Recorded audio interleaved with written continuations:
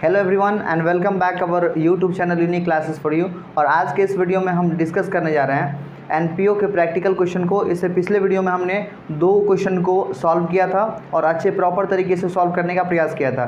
तो अगर आपने वो वीडियो को नहीं देखा है तो सबसे पहले उस वीडियो को देखिए और उसके बाद ये वीडियो देखने का प्रयास कीजिएगा। तो आज जो है हम सॉल्व करने का प्रयास कर रहे हैं वो 180 से हम स्टार्ट कर रहे हैं। तो 180 क्वेश्चन को एक बार पढ़ लेते हैं क्या लिखा हुआ है। एक पुस्तकालय के लेखे से निम्नलिखित सूचना प्राप्त है, यानी कि एक जो पुस्तकालय है यानी कि लाइब्रेरी है उससे निम्न सूचना प्राप्त है। सूचना इसके अंदर दिया गया है। उसके बाद फिर क्या कह रहा है इसमें कि वर्ष 2021 के लिए पुस्तकालय का आगम शोधन खाता बनाइए। आगम शोधन खाता का मतलब होता है रिसिप्ट एंड पेमेंट अकाउंट, यानी कि प्राप्ति और भुगतान खाता का जो है दूसरा नाम होता है आगम एवं शोधन खाता। तो हमने 2 क्वेश्चन जो डिस्कस किया था इससे पहले वो भी प्राप्ति और भुगतान खाता का ही क्वेश्चन था और ये भी क्वेश्चन उसी का है। तो इसमें अच्छे तरीके से सॉल्व करने का प्रयास करना। देखिए सबसे पहले रिसिप्ट एंड पेमेंट अकाउंट में एक साइड जो है इसका फॉर्मेट होता है, एक साइड होता है रिसिप्ट और एक साइड होता है पेमेंट। दोनों साइड जो है एक एक अमाउंट का कॉलम होता है। तो सबसे पहले हम रिसिप्ट साइड में बात कर लेते हैं कि रिसिप्ट साइड में क्या क्या आता है। तो रिसिप्ट साइड में सबसे पहले स्टार्ट होता है टू बैलेंस बीडी से, यानी कि टू बैलेंस बीडी हम क्यों लिखते हैं, क्योंकि वर्ष के प्रारंभ में जो भी कैश होता है व्यापारी के पास या व्यवसायी के पास उसके लिए जो है टू बैलेंस बीडी, और वहाँ पर जो है लिखने का प्रयास करते हैं फिर नीचे में कैश इन हैंड। तो कैश इन हैंड वर्ष के प्रारंभ में कितना है, तो यहाँ पर है 3,000 दिया हुआ है। उसके बाद फिर है दूसरा इंट्रांस फी, यानी कि प्रवेश शुल्क।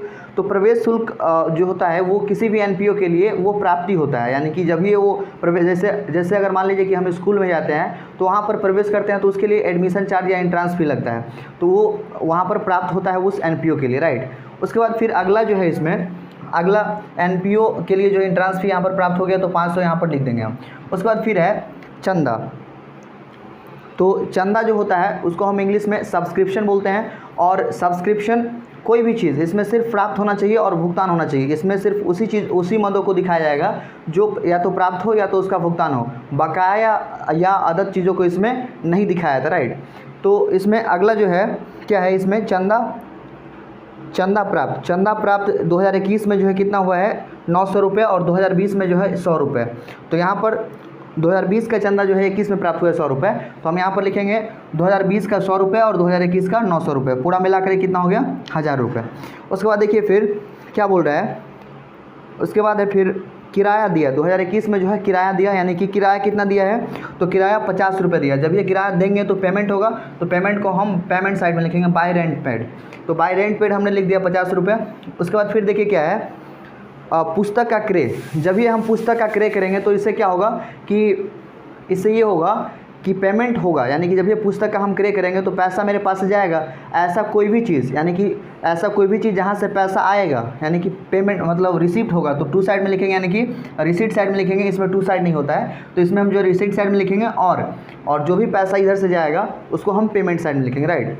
तो हमने इसमें बुक परचेज़ किया है, तो बुक परचेज़ कितना किया है, तो 1000 रुपये का, तो इसको बाई साइड में लिख देंगे क्योंकि यहाँ से पेमेंट हो रहा है। अगला फिर क्या है, अगला है यहाँ पर मैगज़ीन एवं अखबार का क्रय। तो मैगज़ीन यानी कि जो पढ़ने वाला पत्रिका होता है उसके लिए उसको हमने क्रय करने का प्रयास किया। तो कितना में खरीदे हमने, तो 500 रुपये में, तो लिख दिया यहाँ पर 500 रुपये मैगज़ीन एंड न्यूज़पेपर। उसके बाद फिर देखिए क्या है कागज़ का क्रय किया, यानी कि कागज़ किसी भी काम के लिए क्रय किया होगा तो कागज़ के लिए लिखेंगे हम यहाँ पर पेपर परचेज 10 रुपये। उसके बाद फिर क्या है विविध वे। तो विविध वे कितना है 10 रुपये, यानी कि छोटा छोटा जो खर्चा होता है उसके लिए हम विविध वे बोलते हैं, उसको सन्ड्री एक्सपेंस इंग्लिश में बोला जाता है। तो 10 रुपये हो गए यहाँ पर। उसके बाद फिर है सैलरी जनरली क्या होता है एनपीओ में वो देना ही पड़ता है, यानी कि पेमेंट करना पड़ता है। जो भी काम करते हैं उस संस्था में उसको जो है सैलरी पेड करना पड़ता है। तो सैलरी कितना हो गया इसका 100 रुपये। उसके बाद फिर देखिए क्या दिया हुआ है, अब इसके अलावा कुछ इन्फॉर्मेशन इसमें नहीं दिया हुआ है।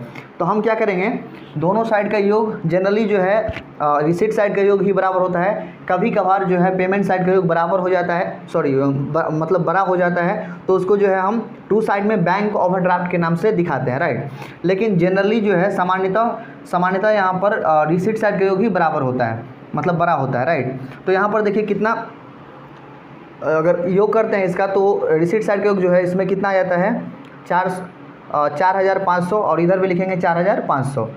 और रिसिप्ट साइड के योग में से हम पेमेंट साइड का पूरा योग करके घटा देंगे तो आ जाएगा कितना तो ये आ जाएगा आपका 2830 रुपये, यानी कि वर्ष के अंत में जो है कितना कैश बचा है उसके पास, तो 2830 रुपये। उसके लिए हम लिखेंगे यहाँ पर बाय बैलेंस CD, और बाय बैलेंस CD, और उसको जो है हम किस नाम से लिखेंगे नीचे में कोस्ट में, तो वो आ जाएगा कैश इन हैंड के नाम से, यानी कि वर्ष के अंत में मेरे पास कैश कितना कैश बचा है वो उसको यहाँ पर लिखेंगे, राइट। तो अगला क्वेश्चन को हम देख लेते हैं। आप इस क्वेश्चन का स्क्रीनशॉट ले लीजिए और बढ़ते हैं अगले क्वेश्चन की तरफ, राइट।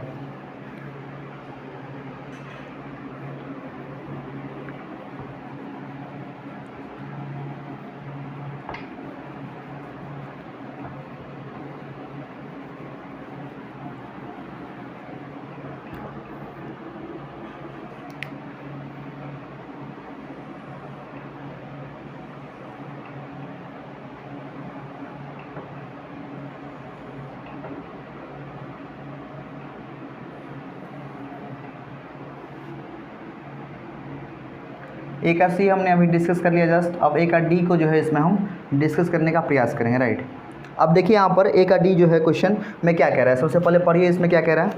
तो इसमें क्वेश्चन कह रहा है कि एक चमन क्लब का निम्न सूचना के आधार पर आगम शोधन खाता तैयार कीजिए।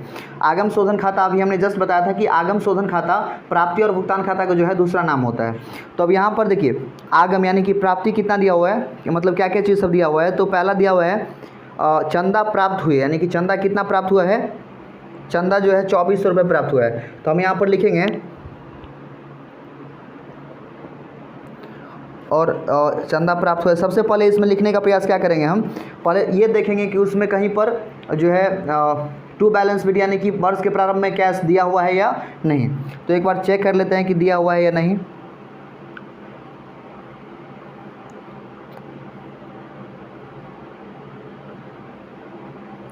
देखिए यहाँ पर दिया हुआ है, सबसे नीचे में नोट में लिख दिया है कि रोकर शेष 1 जनवरी 2021 को कितना था, 1 जनवरी 2021 को जो है 1116 रुपये था। तो हम यहाँ पर लिखेंगे टू बैलेंस BD। क्वेश्चन को ध्यान से पढ़िए, नहीं तो क्वेश्चन जो है इसमें बनाने वक्त में आप गलत कर सकते हैं, राइट। तो यहाँ पर लिखेंगे टू बैलेंस BD और नीचे में क्या लिख देंगे, cash in hand. Cash at bank भी हो सकता है, अगर बैंक में रोकर रहेगा तो लिखेंगे कैश एट बैंक। तो यहाँ पर देखिए सबसे पहले कितना लिखेंगे हम अमाउंट, तो 1116 रुपये by balance CD। By balance CD में लिखेंगे 1116 रुपये, 1116 रुपये।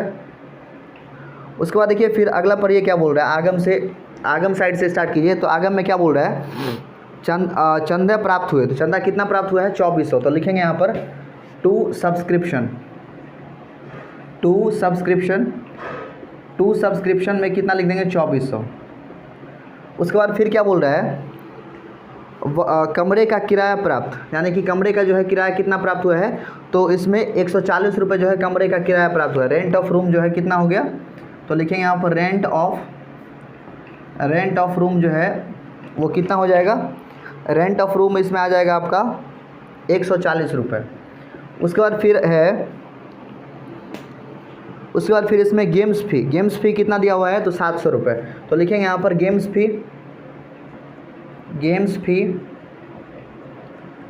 फ़ी कोई क्लब होगा यहाँ पर, इसलिए गेम्स का चर्चा है। तो देखिए गेम्स फ़ी कितना दिया हुआ है, तो 700 रुपये। उसके बाद फिर देखिए अगला क्या बोल रहा है कि जलपान गृह से प्राप्त राशि।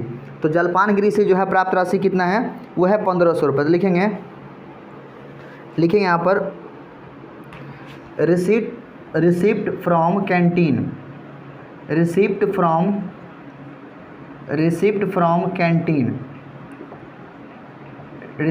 कैंटीन कितना दिया हुआ है, तो 1500। उसके बाद फिर क्या है, विनियोग से प्राप्त ब्याज।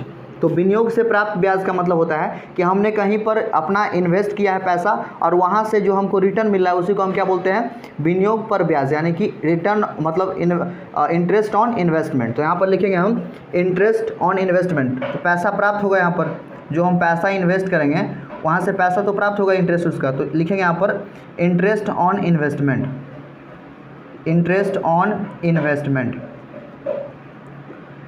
इन्वेस्टमेंट। देखिए तो कितना आ जाएगा इसमें, तो इसमें दिया हुआ है आपका 720 रुपये। उसके बाद फिर क्या बोल रहा है, प्रवेश शुल्क, तो प्रवेश शुल्क का मतलब यहाँ पर होता है एंट्रांस फी। तो एंट्रांस फी हमने अभी जस्ट बताया था कि जब भी हम किसी एनपीओ में प्रवेश करते हैं तो उससे जो है जो भी आदमी प्रवेश करता है वहाँ पर उससे जो है एंट्रांस फी चार्ज किया जाता है। तो एनपीओ के लिए जो है वो प्राप्ति होता है, इसलिए जो है प्राप्ति साइड में हम दिखाते हैं, रिसीट साइड में दिखाते हैं। तो कितना आ जाएगा इसमें एंट्रांस फी, एंट्रांस फी जो है इसमें कितना आ जाएगा, एंट्रांस फी जो है इसमें 600 रुपये आ जाएगा। उसके बाद देखिए फिर क्या दिया हुआ है, उसके बाद है दान। अब देखिए आगम साइड में जो दान दिया हुआ है, तो दान का मतलब क्या होता है कि हमको जो है कहीं से डोनेशन मिला है। जब ये डोनेशन मिलेगा तो रिसीट साइड में लिखेंगे हम, तो लिखेंगे डोनेशन। जनरली जो है डोनेशन एनपीओ में मिलता ही है, देना बहुत रेयरली जो है कोई देता है, ठीक है। मतलब एनपीओ से जो है कोई नॉर्मली ऐसे डोनेशन नहीं देता है, क्योंकि डोनेशन एनपीओ को प्राप्त ही होता है, चाहे वो नॉर्मल डोनेशन हो चाहे वो स्पेसिफिक डोनेशन हो। तो कितना आ जाएगा ये डोनेशन में 1200 रुपये। उसके बाद अब देख लेते हैं भुगतान पक्ष की ओर। तो भुगतान पक्ष में क्या दिया हुआ है, सबसे पहले दिया हुआ है इसमें मरम्मत। मरम्मत यानी कि रिपेयर्स, किसी चीज़ का मरम्मत कराया होगा तो उसके लिए पैसा तो पेड करना ही पड़ेगा।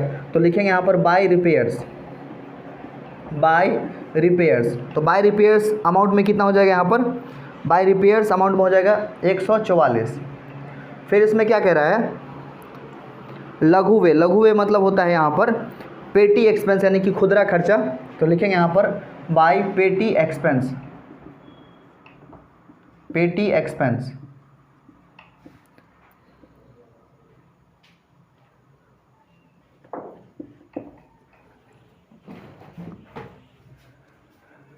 बंद कीजिए उसका।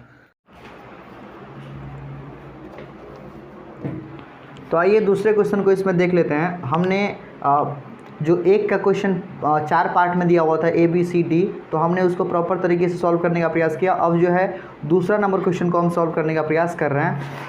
तो दूसरा नंबर क्वेश्चन को एक बार पहले पढ़ लेते हैं क्या लिखा हुआ है। नटराज क्लब हरिद्वार से संबंधित निम्नलिखित विवरणों से 31 दिसंबर 2021 को समाप्त होने वाले वर्ष के लिए प्राप्ति और भुगतान खाता बनाइए। तो प्राप्ति और भुगतान खाता बनाने के लिए बोल रहा है। तो सबसे पहले इसमें क्या दिया हुआ है, 1 जनवरी को हतस्थ रोकर, यानी कि हतस्थ रोकर का मतलब होता है कि कैश इन हैंड कितना है, तो 7500 यहाँ पर दिया हुआ है। कैश इन हैंड कितना है, तो यहाँ पर ये 7500 आपका दिया हुआ है। उसके बाद फिर है कैश एट बैंक। तो कैश एट बैंक कितना है, वो 68,000 दिया हुआ है, राइट। और उसके बाद फिर दिया हुआ है इसमें सब्सक्रिप्शन 3 वर्षों का, यानी कि पिछले वर्ष का भी और करंट ईयर का भी, चालू वर्ष का भी और अगले साल का भी। तो तीनों को हमने यहाँ पर ईयर वाइज दिखा दिया है कि 20 में कितना प्राप्त हुआ है, 20 का चंदा कितना प्राप्त हुआ है इसमें। तो 20 का चंदा 15,000, 21 का कितना है तो 2,20,000, मतलब ये 20 का है 15,000, उसके बाद इसका 2,20,000 और इसका है 6,000। तो सबको हमने टोटल करके दिखाया यहाँ पर 2,41,000। फिर डोनेशन रिसीप्ट कितना हुआ है 25,000। डोनेशन रिसीप्ट का मतलब होता है कहीं से उसको डोनेशन मिला होगा, राइट। उसके बाद फिर देखिए donation for building. Donation for building हो चाहे डोनेशन फॉर स्कूल हो, किसी भी चीज़ के लिए हो, सिर्फ यहाँ पर प्राप्त होना चाहिए। जब ये प्राप्त होगा तो रिसिप्ट साइड, पेमेंट होगा तो बाई साइड। तो यहाँ पर देखिए तो डोनेशन फॉर बिल्डिंग, बिल्डिंग के लिए जो है डोनेशन कितना प्राप्त हुआ है तो 2 लाख रुपये। और उसके बाद दिया हुआ है एंट्रांस फी। एंट्रांस फी रिसिप्ट, यानी कि जब भी हम एनपीओ का कोई भी जो संगठन होता है, अगर उसमें हम एंट्रांस करते हैं यानी कि उसमें प्रवेश लेते हैं तो हमको एंट्रांस फ़ी देना पड़ता है। तो एंट्रांस फ़ी जब भी देंगे तो उसके लिए क्या हो जाएगा, एनपीओ के लिए तो प्राप्ति हो जाएगा, इसीलिए एंट्रांस फ़ी रिसिप्ट कितना हो जाएगा 18,000। Interest on investment, interest on investment कितना दिया हुआ है तो 9,000 दिया हुआ है। कितना दिया हुआ है, इंटरेस्ट ऑन इन्वेस्टमेंट कितना है तो 9,000, यानी कि हमने कहीं पर पैसा इन्वेस्ट किया था, 2 लाख रुपए इन्वेस्टमेंट परचेज़ किया था और वहाँ से हमको जो है रिटर्न कितना मिला है 9,000। उसके बाद फिर क्या दिया हुआ है, सेल ऑफ ओल्ड फर्नीचर, यानी कि ओल्ड फर्नीचर को बेच करके हमको कितना पैसा प्राप्त हुआ है तो 4,000। लेकिन वो फर्नीचर एक्चुअल में कितने का था तो वो था एक्चुअल में 6,000 का, लेकिन हमने जब बेचा तो कितना हमको उससे मिला तो 4,000, इसलिए यहाँ पर जो हम 4,000 लिखेंगे। सेल ऑफ रिफ्रेशमेंट, यानी कि जलपान को बेचने से जो है हमको कितना प्राप्त हुआ है तो ये प्राप्त हुआ है 30,000 रुपये। जब ये हमको प्राप्त होगा तो किस साइड लिखेंगे हम, रिसिप्ट साइड में। उसके बाद देखिए इन्वेस्टमेंट परचेज, इन्वेस्टमेंट परचेज कितने का हुआ है तो इन्वेस्टमेंट परचेज जो है यहाँ पर 2 लाख का हुआ है, तो 2 लाख हमने यहाँ पर लिख दिया। उसके बाद है रेंट पेड, रेंट पेड मतलब किराया दिया, किराया दिया कितने का, तो यहाँ पर 6000, तो किराया जो है यहाँ पर हमने 6000 लिख करके दिखा दिया। जब ये किराया देंगे तो पेमेंट होगा। उसके बाद देखिए फिर परचेज ऑफ रिफ्रेशमेंट, यानी कि जलपान का जो है हमने क्रय किया है, जब ये क्रय करेंगे तो पेमेंट होगा, तो कितना आ जाएगा 12000। उसके बाद फिर देखिए ऑनरेनियम टू सेक्रेटरी, ऑनरेनियम टू सेक्रेटरी जो है कितना हो जाता है इसमें 10,000 रुपये। उसके बाद फर्नीचर परचेज, फर्नीचर परचेज यानी कि फर्नीचर को क्रय करेंगे तो पैसा पेमेंट करना पड़ेगा, तो कितना हो जाएगा ये 20,000 रुपये। स्पोर्ट्स मटेरियल परचेज यानी कि खेल सामग्री जो है हमने परचेज किया है कितने का, तो 80,000 का, तो उसको भी हमने लिख दिया यहाँ पर। सैलरी पेड, सैलरी पेड कितना 74,000, उसको भी हमने यहाँ पर लिख दिया। स्पोर्ट्स एक्सपेंस, स्पोर्ट्स एक्सपेंस में एक कंडीशन क्या था कि 25,000 दिया हुआ था, लेकिन उसमें अदत्त व्यय 5,000 शामिल था, तो अदत्त व्यय को हमको उसमें नहीं लिखना रहता है, तो उसमें से घटा करके हमने कितना दिखाया 20,000। उसके बाद देखिए by balance CD, by balance CD में सबसे पहले लिखते हैं कैश इन हैंड, तो कैश इन हैंड का अमाउंट ऑलरेडी दिया हुआ है उस क्वेश्चन में, और हमको निकालना क्या है, फाइंड क्या करना है, कैश एट बैंक। तो कैश एट बैंक इसमें हम फाइंड करेंगे कैसे, तो इसका जो टोटल हो जाता है रिसिप्ट साइड का वो 6,02,500 और इसका भी 6,02,500, दोनों साइड हम लिख देंगे बराबर। उसके बाद फिर जो है हम इसमें रिसिप्ट साइड के योग में से पेमेंट साइड के योग को घटाएंगे और जो बच जाएगा वही कैश एट बैंक हो जाएगा, यानी कि वर्ष के अंत में जो है बैंक में पैसा कितना बचा वो हमको निकालना है इसमें। तो एक बार ऐड कर लेते हैं, जैसे यहाँ पर देखिए 2 लाख इसमें है 6 लाख कितना 6,02,500, उसमें से हम घटाएंगे यहाँ पर 2 लाख घटाने के बाद फिर आ जाएगा इसमें से 6,000, फिर इसमें से यहाँ पर 12,000 घटाएंगे, फिर इसमें से घटाएंगे आपका 10,000, फिर जो है इसमें से 20,000 और उसके बाद फिर 80,000 और लास्ट में जो है ये आ जाएगा आपका 74,000। 74,000 के बाद इसमें है 20,000, 20,000 के बाद 16,200, तो इसमें जो है लास्ट में कितना बैलेंस बचा, तो बचा 1,64,300, तो 1,64,300 जो है कैश एट बैंक यहाँ पर बचा, और वही जो है कैश एट बैंक का अमाउंट निकल जाएगा।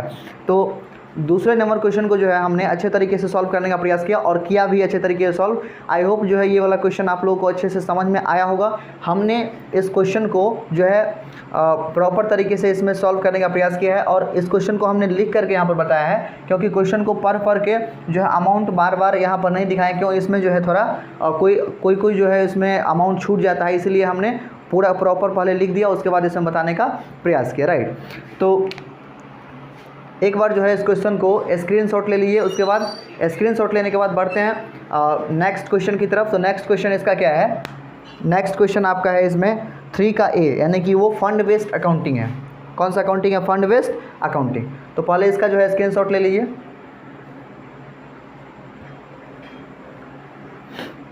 अब इसको इरेज करते हैं यहाँ पर। अब जो है फंड बेस्ड अकाउंटिंग इसमें स्टार्ट हो रहा है।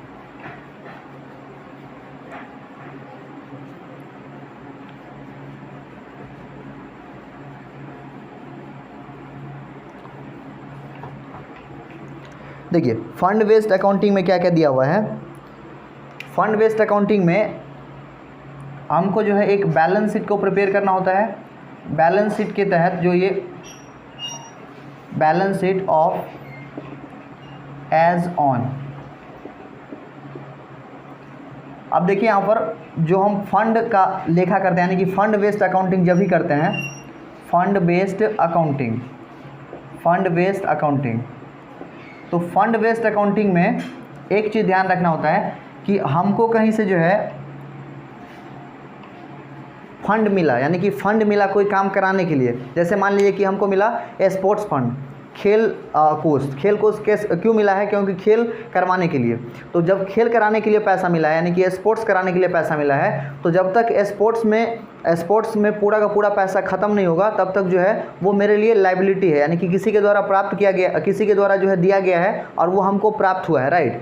तो जब प्राप्त हुआ है और जब तक वो पूरा का पूरा पैसा जिस काम के लिए मिला है उस काम में खर्च नहीं होगा, तब तक जो है वो क्या हो जाएगा, वो लाइबिलिटी रहेगा। क्या रहेगा, तो वो लाइबिलिटी रहेगा। जब पूरा का पूरा पैसा ख़त्म हो जाएगा, यानी कि हम जेब से पैसा लग जाएगा। जैसे मान लीजिए कि हमको मिल गया 50,000 का फंड, 50,000 का फंड मिल गया और हमको जो है 60,000 रुपये खर्च हो गया। तो जब ये खर्च हो गया तो फंड से ज़्यादा पैसा खर्च हो गया। तो फंड से जब ये ज़्यादा पैसा खर्च हुआ तो उसमें जो है आपको 10,000 जो पैसा एक्स्ट्रा लगा उस पैसे को हमको इनकम एंड एक्सपेंडिचर अकाउंट में जो है दिखा देना है। तो बैलेंस शीट का जो फॉर्मेट होता है वो इस तरह का कुछ होता है, capital and liabilities, capital and liabilities. उसके बाद इस साइड होता है अमाउंट, इस साइड होता है आपका एसेट्स, इस साइड भी अमाउंट। तो ये जो हमने अभी जस्ट बताया क्या कि कोई भी फंड जो होता है वो मेरे लिए लायबिलिटी होता है और जब तक वो पैसा तब तक खर्च नहीं हुआ है तब तक मेरे लिए क्या रहेगा, वो लायबिलिटी रहेगा। ज़्यादा पैसा खर्च हो जाएगा मेरे से, यानी कि 50,000 प्राप्त हुआ और 60,000 रुपये खर्च हो गया, तो जो ज़्यादा पैसा एक्स्ट्रा पैसा लग गया वो पैसा मेरे लिए जो खर्च है, तो जब ये खर्च होगा उसको कहाँ पर ट्रांसफ़र करना है, तो इनकम एंड एक्सपेंडिचर अकाउंट के एक्सपेंडिचर साइड में, राइट। तो यहाँ पर देखिए कौन से फंड प्राप्त हुआ है, तो टूर्नामेंट फंड यानी कि टूर्नामेंट कराने के लिए फंड मिला है, टूर्नामेंट फंड। तो टूर्नामेंट फंड कितना मिला है, तो ये 40,000 रुपये मिला है। टूर्नामेंट फंड मिला है कितना, तो 40,000 मिला है। टूर्नामेंट फंड आपका जो है इसमें 40,000 दिया हुआ है। उसके बाद क्या है कि tournament fund received from tournament fund, यानी कि टूर्नामेंट जब करा रहा था उसको जो है, जैसे मान लीजिए कि टूर्नामेंट का टिकट बेचा होगा तो उसको प्राप्त हो गया होगा, मतलब कोई भी चीज़ जो टूर्नामेंट को कराने से जो है उसको इनकम हुआ उसको हमको उसमें ऐड कर देना है। तो देखिए, तो रिसीव्ड फ्रॉम टूर्नामेंट, यानी कि रिसीव्ड फ्रॉम टूर्नामेंट से हमको कितना प्राप्त हुआ, रिसीव्ड फ्रॉम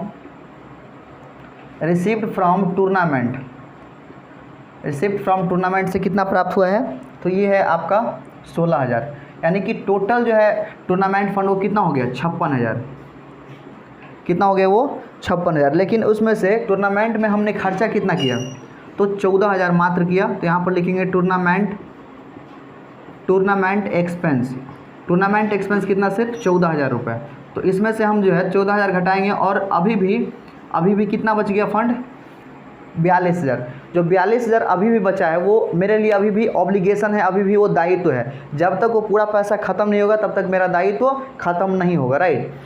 तो टूर्नामेंट एक्सपेंस कितना हो गया इसमें 14,000, तो अभी भी कितना बचा, जब तक वो पूरा पैसा खत्म नहीं होगा तब तक वो बैलेंस शीट में ही रहेगा और वो किस साइड रहेगा, लायबिलिटी साइड। आप ये सोच रहे होंगे कि इसमें एसेट साइड में क्यों नहीं कुछ आया, क्योंकि एसेट्स वो जो है फंड मेरे लिए एसेट्स नहीं होता है, वो मेरे लिए लायबिलिटी होता है जब तक वो खर्चा पूरा ना हो जाए तब तक, राइट। तो हम सिर्फ अकाउंटिंग प्रोसेस को अपनाने के लिए, यहाँ पर दिखाने के लिए ये बैलेंस शीट प्रिपेयर करते हैं, इसके अलावा इसका कोई यूज़ नहीं है, राइट। उसके बाद फिर देखिए क्या है, तो ये क्वेश्चन आपका तीसरा का ए नंबर क्वेश्चन था, राइट। तो तीसरा का जो है ये क्वेश्चन, तीसरा का ए नंबर क्वेश्चन था। तो ये क्वेश्चन को जो है अच्छे से समझ करके नोट करने का प्रयास कीजिए और डेफिनेटली जो है क्वेश्चन आप लोगों को समझ में आएगा। तो अगले क्वेश्चन की ओर बढ़ते हैं। तो अगला क्वेश्चन इसमें है 3 का बी, देखिए क्या है। तो 3 का बी भी इसी फॉर्मेट में बनेगा। तो यहाँ पर मिटा देते हैं थोड़ा,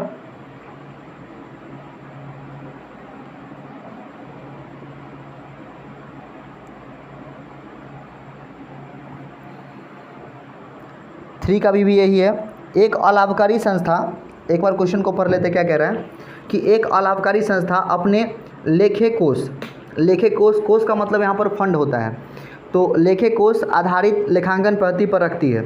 उसके बाद निम्न सूचनाओं से चिट्ठे में पुरस्कार कोष का मतलब होता है कि प्राइज़ को बांटने के लिए जो कहीं से फंड मिला होगा उसको हम बोलते हैं प्राइज़ फंड, यानी कि पुरस्कार कोष। उसके बाद फिर देखिए, पुरस्कार कोष के अंतर्गत दिखाई जाने वाली राशि की गणना कीजिए। सबसे पहले इसमें क्या दिया हुआ है कि पुरस्कार कोष यानी कि प्राइज़ फंड 1 लाख रुपये मिला है। कितना मिला है, तो 1 लाख रुपये। उसके बाद पुरस्कार कोष को हमने कहाँ पर कहीं पर जो है इन्वेस्ट कर दिया है, कहीं पर पैसा उसको लगा दिया है। जब ये पैसा लगाएंगे तो वहाँ से क्या मिलेगा, हमको इंटरेस्ट मिलेगा। कहीं पर भी आप पैसा लगाइएगा तो वहाँ से क्या मिलेगा, इंटरेस्ट यानी कि ब्याज मिलेगा।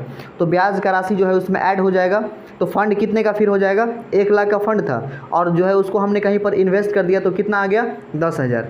तो कितना फिर हो गया वो फंड, 1,10,000 का।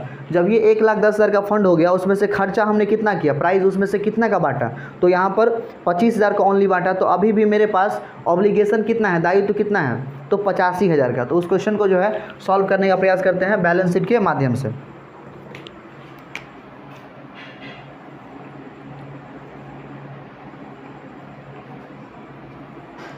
तो यहाँ पर लिखेंगे हम बैलेंस शीट के लायबिलिटी पक्ष में prize fund, prize fund, prize fund लिखेंगे यहाँ पर 1 लाख रुपए। उसके बाद ऐड करेंगे यहाँ पर प्राइज फंड के बाद इसमें ऐड करेंगे क्या कि interest, interest, interest received, interest received from prize fund investment, prize fund investment, investment, prize fund investment. इससे पैसा कितना प्राप्त हुआ है तो ये 10,000 रुपये। तो ये हो जाएगा आपका 1,10,000। उसके बाद 1,10,000 रुपये हो गया प्राइज फंड का। अब इसमें से खर्चा कितने का हुआ है, सिर्फ ये हुआ है सिर्फ इसमें से 25,000 का खर्चा। तो इसमें लिखेंगे हम प्राइज अवार्डेड। प्राइज अवार्डेड का मतलब होता है कि प्राइज कितने का बांटा गया, प्राइज जो है इसमें कितने का बांटा गया तो 25,000 का। तो इसमें 25,000 घटा देते हैं अगर, तो इसमें आ जाएगा कितना 85,000। अभी भी मेरे पास जो है ये प्राइज फंड का पैसा कितना बचा है तो 85,000। जब तक पूरा का पूरा पैसा ख़त्म नहीं होगा तब तक वो कहाँ पर रहेगा, बैलेंस शीट के लायबिलिटी साइड में रहेगा। क्यों? क्योंकि तब तक वो मेरे लिए लायबिलिटी रहेगा। आई होप जो है ये वाला कॉन्सेप्ट आप लोगों को समझ में आ रहा होगा और अच्छे तरीके से आप लोग देखने का प्रयास करिए अंत तक, राइट। तो फिर अगला क्वेश्चन को हम सॉल्व करते हैं। यहाँ पर 3 का जो है ये क्वेश्चन बी नंबर क्वेश्चन था। 3 का बी नंबर क्वेश्चन को हमने अच्छे से सॉल्व करने का प्रयास किया और सॉल्व भी किया यहाँ पर। उसके बाद देखिए फिर क्या है, 3 का सी नंबर, 3 का सी नहीं है इसमें, तो 4 नंबर क्वेश्चन क्या है देखिए। अब यहाँ पर क्वेश्चन नंबर 4 को एक बार देख लेते हैं। तो क्वेश्चन नंबर 4 में क्या कह रहा है कि एक अलाभकारी संस्था, क्वेश्चन को एक बार देख लेते हैं कि एक अलाभकारी संस्था की स्थिति में निम्न मदों का किस प्रकार व्यवहार करेंगे। तो यहाँ पर दिया हुआ है कि मैच फंड कितना प्राप्त हुआ है तो 40,000, मैच फंड इसमें है 40,000 प्राप्त। उसके बाद फिर क्या दिया हुआ है, match sale of match ticket, यानी कि जो मैच का टिकट था उसको सेल करने से कितना पैसा प्राप्त हुआ है तो 15,000। तो अल्टीमेटली जो है वो फंड कितने का बन गया, पहले प्राप्त हुआ 40,000 और हमने मैच जो करवाया उससे हमको टिकट बेचने से जो पैसा प्राप्त हुआ वो भी तो फंड में ऐड होगा। तो फंड कितना का हो जाएगा वो 55,000 का।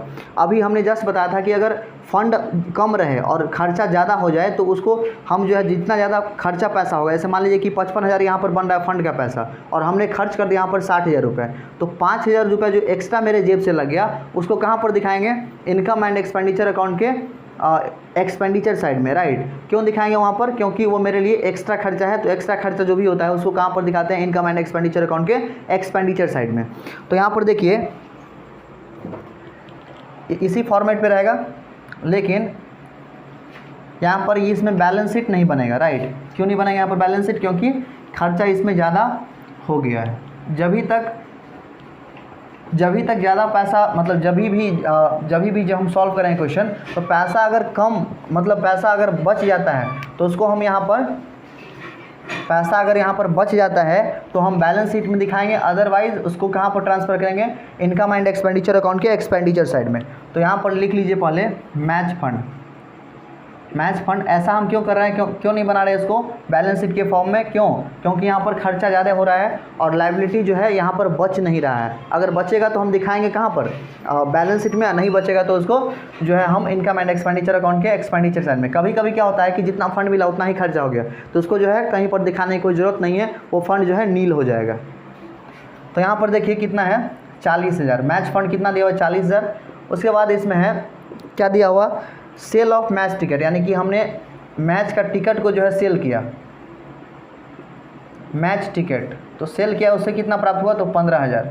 तो ये जो है कितना अमाउंट हो जाएगा पूरा 55,000। अब 55,000 पूरा फंड का पैसा बना। अब देखिए इसमें से खर्च हमने कितना कर दिया, मैच एक्सपेंस कितना कर दिया तो 60,000, मैच एक्सपेंस उसमें हमने कितना कर दिया तो ये हो गया आपका 60,000। जब ये 60,000 रुपये यहाँ पर खर्च हो गया, यानी कि कितना ज़्यादा खर्च हो गया 5,000। अब इसको जो है आप दिखाएंगे कहाँ, तो इसको दिखाएंगे हम इनकम एंड एक्सपेंडिचर अकाउंट के एक्सपेंडिचर साइड में। किस साइड में, इनकम एंड एक्सपेंडिचर अकाउंट के एक्सपेंडिचर साइड में, यानी कि डेबिट पक्ष में। तो यहाँ पर लिखेंगे this amount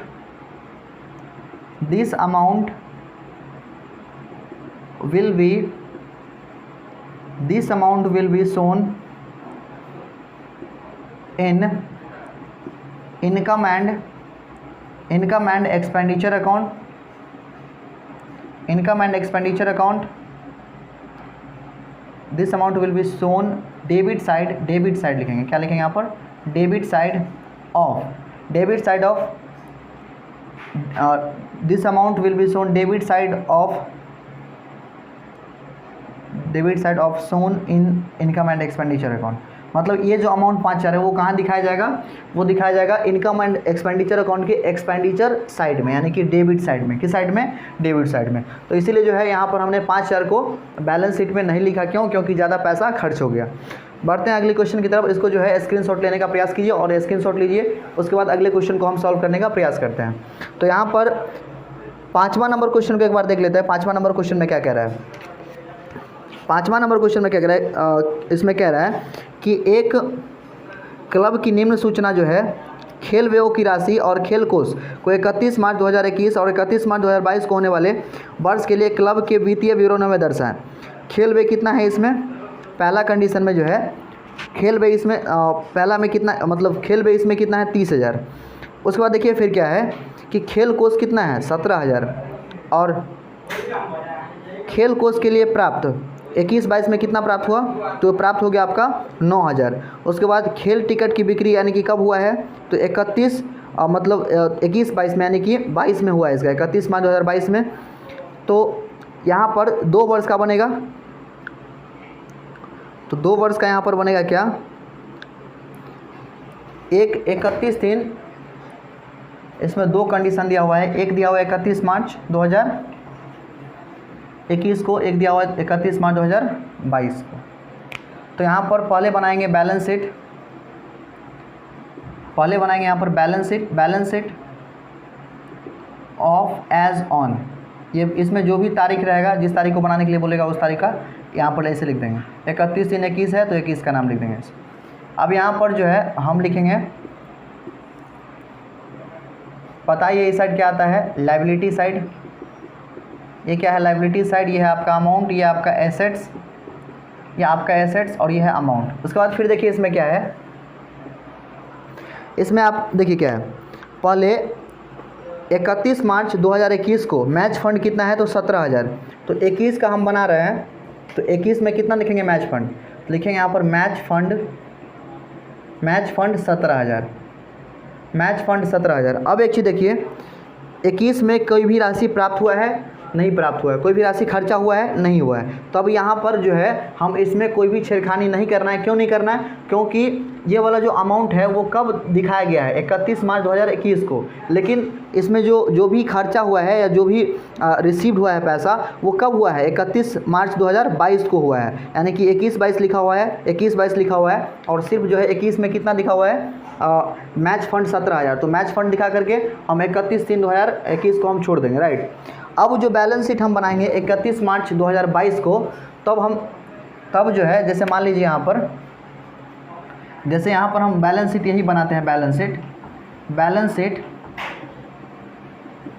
sheet of as on, इसी का बैलेंस शीट बनेगा। वो कब का बनेगा, 31 मार्च 2022 का। 21 में सिर्फ एक ही अमाउंट यहाँ पर दिखाया जाएगा, क्यों, क्योंकि एक ही अमाउंट यहाँ पर दिया गया है। अब देखिए यहाँ पर ये जो है लायबिलिटी का कॉलम है, किसका कॉलम है, तो लायबिलिटी यानी कि दायित्व का, ये अमाउंट का, और यहाँ पर ये एसेट्स का और ये अमाउंट का। उसके बाद देखिए फिर यहाँ पर क्या है, इसमें मैच फंड क्या दिया हुआ है, मैच फंड। तो मैच फंड कितने का है, एक बार देख लेते हैं। तो मैच फंड यही वाला होगा, क्यों, क्योंकि यही मैच फंड प्राप्त हुआ था 21 में, लेकिन 21 में वो काम नहीं हुआ, वो काम कब हुआ, 22 में। तो एक मैच फंड कितना हो जाएगा, 17,000। उसके बाद फिर देखिए इसमें क्या है कि डोनेशन फॉर मैच फंड। तो डोनेशन फॉर मैच फंड यानी कि डोनेशन से हमको पैसा प्राप्त हुआ है, तो लिखेंगे यहाँ पर donation for match fund, MF लिख देंगे। मैच फंड कितना आ जाएगा इसमें, डोनेशन फॉर मैच फंड कितना है, तो ये दिया हुआ है आपका 9,000, तो यहाँ पर लिखेंगे 9,000। उसके बाद फिर क्या दिया हुआ है कि मैच मतलब टिकट का जो सेल करने से कितना प्राप्त हुआ है 3000। तो यहाँ पर लिखेंगे सेल ऑफ टिकट, यहाँ पर लिखेंगे सेल ऑफ टिकट से कितना प्राप्त हुआ है तो 3000। यानी कि ये सब देखिए, ये मैच फंड, उसके बाद डोनेशन फॉर मैच फंड कितना 9000 और सेल ऑफ टिकट कितना 3000, सभी को अगर ऐड करते हैं तो कितना आ जाएगा ये 29,000। और खर्च कितना हुआ है तो खर्च यहाँ पर दिखा दिया गया है 30,000। कितना दिखा दिया गया है 30,000। तो जब ये खर्च दिखाया गया 30,000, तब जो है ये 29,000 इसमें आएगा नहीं आएगा। तो ये बनाने की आवश्यकता आपको नहीं है। क्यों नहीं बनाने की आवश्यकता है? क्योंकि ये बनाया तब जाता है जब पैसा कुछ बचता है, लेकिन एक्स्ट्रा पैसा खर्चा हो गया तब आपको ये बनाने की आवश्यकता नहीं है। नॉर्मली आपको क्या करना है कि मैच फंड ऐसे लिख देना है। मैच फंड कितने का है तो मैच फंड 17,000 का है। तो यहाँ पर लिखेंगे फिर डोनेशन कितना प्राप्त हुआ है उसके लिए, डोनेशन फॉर मैच फंड, तो उसके लिए जो है 9,000 का प्राप्त हुआ है। अब यहाँ पर फिर क्या प्राप्त हुआ है, सेल ऑफ टिकट, यानी कि टिकट को सेल करने से जो है कितना पैसा प्राप्त हुआ है तो 3,000। तो इसमें जो है यहाँ पर लिखेंगे हम 3,000, तो ये आ जाएगा आपका 29,000 रुपये। कितना आ जाएगा 29,000, यानी कि फंड का पैसा अब कितना बच गया, मतलब हो गया आपका 29,000। लेकिन खर्च कितना हो गया, मैच जो है एक्सपेंस में खर्च कितना हो गया तो 30,000। 29,000 हमको प्राप्त हुआ। जैसे मान लीजिए कि मैच फंड से हमको 17,000, डोनेशन फिर किया तो ये आ गया कितना 9,000, और सेल ऑफ टिकट से कितना प्राप्त हुआ 3,000। तो पूरा मैच फंड कितना हो गया 29,000। और इसमें खर्च कितना हो गया मैच एक्सपेंस में, मैच कराने में हमको जो है 30,000 का खर्च हो गया। एक्चुअल में हमको पैसा ज़्यादा लग गया। जब ये पैसा ज़्यादा लगेगा तो इसको जो है 1,000 का राशि जो है वो कहाँ दिखाया जाएगा, उसको जो है इनकम एंड एक्सपेंडिचर अकाउंट में दिखाया जाएगा। इनकम एंड एक्सपेंडिचर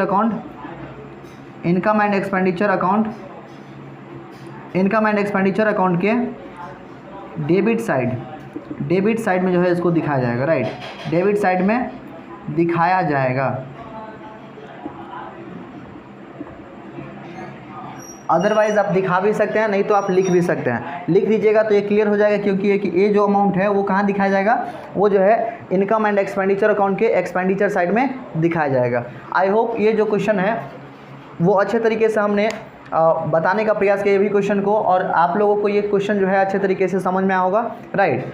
तो इस क्वेश्चन को जो है इरेज कर लेते हैं। हमने देखिए इस क्वेश्चन को बैलेंस शीट बना करके फिर इरेज क्यों कर दिया, क्योंकि हमने ये जांचा कि पैसा जो है अधिक लग रहा है या कम लग रहा है। अगर अधिक लग रहा है तो बैलेंस शीट बनाने की आवश्यकता है ही नहीं। अगर कम लगेगा, पैसा अगर बच जाएगा फंड का, तो उसको जो है बैलेंस शीट में हम दिखा देंगे लायबिलिटी साइड में, राइट। फिर देखिए इसमें छठा नंबर क्वेश्चन देखिए एक बार, छठा नंबर क्वेश्चन को भी सॉल्व कर लेते हैं हम।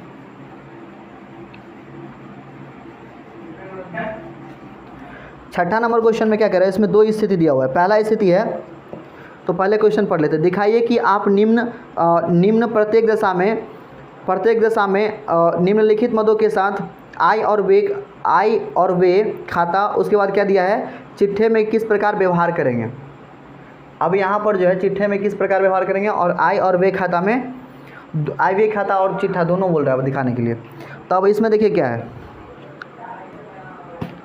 सिंपल इसमें क्या है, देखिए छठा नंबर क्वेश्चन में पहला स्थिति है। पहला स्थिति में क्या है कि प्राइज़ फंड है 10,000। अब देखिए इसमें प्राइज़ फंड जो है, प्राइज़ फंड हमको जो है इसमें 10,000 हो गया खर्चा, लेकिन हमको एक भी रुपया मिला नहीं है। जब भी मिला नहीं है और पैसा अधिक लग गया खर्चा, तो कहाँ पर उसको दिखाया जाएगा, इनकम एंड एक्सपेंडिचर अकाउंट के डेबिट साइड में, यानी कि एक्सपेंडिचर साइड में। तो अब यहाँ पर जो है फर्स्ट केस में क्या बनेगा, इनकम एंड एक्सपेंडिचर अकाउंट। क्यों, क्योंकि एक भी रुपया पहला केस में प्राप्त नहीं हुआ है फंड से, और खर्चा कितना हो गया है 10,000। तो इसमें बोला गया है क्या कि expenditure, income and expenditure account और बैलेंस शीट दोनों में दिखाइए। तो ये जो अमाउंट है वो कहाँ दिखाया जाएगा, इनकम एंड एक्सपेंडिचर अकाउंट के एक्सपेंडिचर साइड में। तो लिखेंगे यहाँ पर इनकम एंड एक्सपेंडिचर अकाउंट का फॉर्मेट बनाएंगे हम।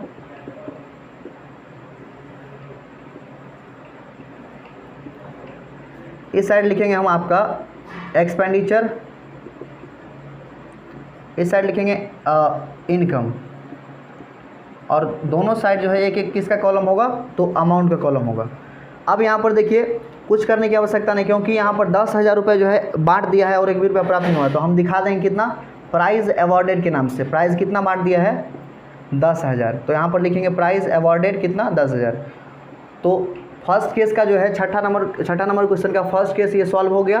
क्यों?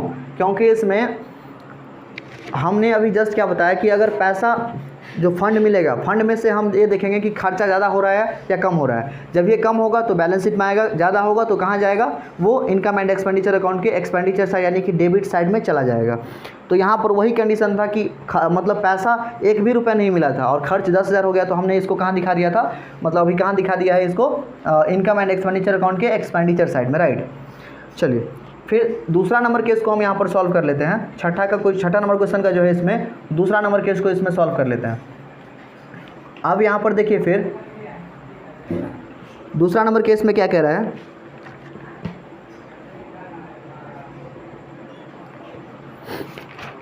दूसरा नंबर केस में इसमें है कि प्राइस फंड जो है इसमें कितना है 25,000, प्राइस फंड इन्वेस्टमेंट भी 25,000, उसके बाद है इंटरेस्ट ऑन इन्वेस्टमेंट कितना 2500 और प्राइस अवॉर्डर कितना है वो है आपका 10,000। अब एक चीज़ यहाँ पर देखिए किसमें दिया क्या गया है, तो इसमें बैलेंस शीट बनाने की आवश्यकता है क्योंकि पैसा ज़्यादा खर्च नहीं हुआ है, पैसा कुछ बच गया है। जब ये पैसा बचेगा तो बैलेंस शीट बना करके उसको जो है कहाँ पर दिखाएंगे, लायबिलिटी साइड में।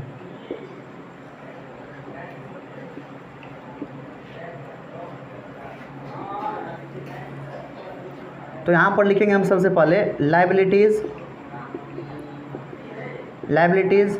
उसके बाद अमाउंट, उसके बाद एसेट्स और उसके बाद फिर इसमें अमाउंट। उसके बाद देखिए इसमें क्या है कि प्राइस फंड कितने का प्राप्त हुआ है, तो प्राइस फंड जो है इसमें वो 25,000 का प्राप्त हुआ है। तो लिखेंगे यहाँ पर 25,000 प्राइस फंड में। प्राइस फंड इन्वेस्टमेंट यानी कि पैसा जब प्राप्त हुआ होगा ये, तो ये कोई उस समय जो है कोई काम नहीं रहा होगा तो उसको कहाँ पर कहीं पर वो इन्वेस्टमेंट कर दिया होगा। जब ये इन्वेस्टमेंट करेगा तो एसेट हो जाएगा। तो लिखेंगे यहाँ पर प्राइस फंड इन्वेस्टमेंट। इस पैसा का कोई काम नहीं होगा, जब वो प्राप्त हुआ होगा तब घर में रख करके तो इसको कुछ होना ही नहीं है, कहीं पर पैसा लगा देगा तो उससे कुछ इंटरेस्ट आ जाएगा। तो यहाँ पर इसको लगा दिया है पैसा, तो price fund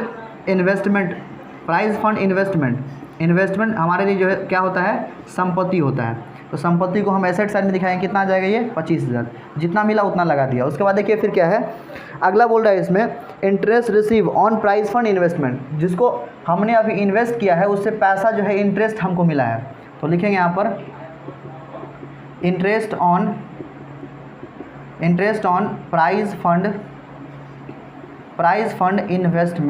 price fund investment कितना हुआ है प्राप्त, तो प्राप्त आपका हुआ है इसमें 2500 रुपये। कितना हुआ है 2500। अब इसमें देखिए ये आपका आ जाएगा 27,500 फंड का पैसा बना। उसके बाद फिर देखिए इसमें क्या कह रहा है कि प्राइस को बांटा कितना गया, तो प्राइस को जो है इसमें 10,000 रुपये बांटा गया। मतलब प्राइस के लिए हमको मिला था 25,000, फिर उसको हमने कहीं पर इन्वेस्ट कर दिया, उससे मिल गया हमको कितना 2500, तो हमने उसको भी ऐड कर दिया। तो फंड एक्चुअल में कितना का बन गया, वो 27,500, लेकिन इसमें से हमने बांटा कितना का, सिर्फ तो 10,000 का। प्राइस अवॉर्डेड कितना किया, तो सिर्फ 10,000 का। तो जब ये 10,000 का हमने इसमें से बांटा तो एक्चुअल में अभी भी मेरे पास कितना फंड बचा होगा, 17,500। तो जब ये फंड बचेगा तो वो मेरे लिए अभी भी क्या है, वो लायबिलिटी है। क्यों? क्योंकि जब तक वो पूरा पैसा खर्च नहीं होगा तब तक वो मेरे लिए लायबिलिटी ही होगा। ज़्यादा खर्च हो जाएगा तो मेरे लिए एक्सपेंस हो जाएगा, इसलिए इनकम एंड एक्सपेंडिचर अकाउंट में दिखा देंगे। लेकिन इसमें बच रहा है इसलिए जो है हम कहाँ इसको दिखा देंगे, बैलेंस शीट के लायबिलिटी साइड में। लायबिलिटी साइड में कितना हो गया ये जो है 17,500। तो आई होप जो है हमने इस क्वेश्चन में लगभग 4-5 क्वेश्चन को सॉल्व करने का जो है प्रयास किया है, और ये सभी क्वेश्चन जो है आप लोगों को अच्छे तरीके से समझ में आया होगा। अगर कोई भी कन्फ्यूज़न रहा है इस वीडियो को देखने के बाद तो आप जो है वीडियो के नीचे कमेंट कर सकते हैं और अपना जो है सुझाव उसमें सजेशन दे सकते हैं। और अगर इसी तरह की वीडियो आप देखना चाहते हैं तो हमारे चैनल पर अगर पहली बार आए हैं तो उस चैनल को सब्सक्राइब कीजिए और बेल नोटिफिकेशन को ऑन कर लीजिए।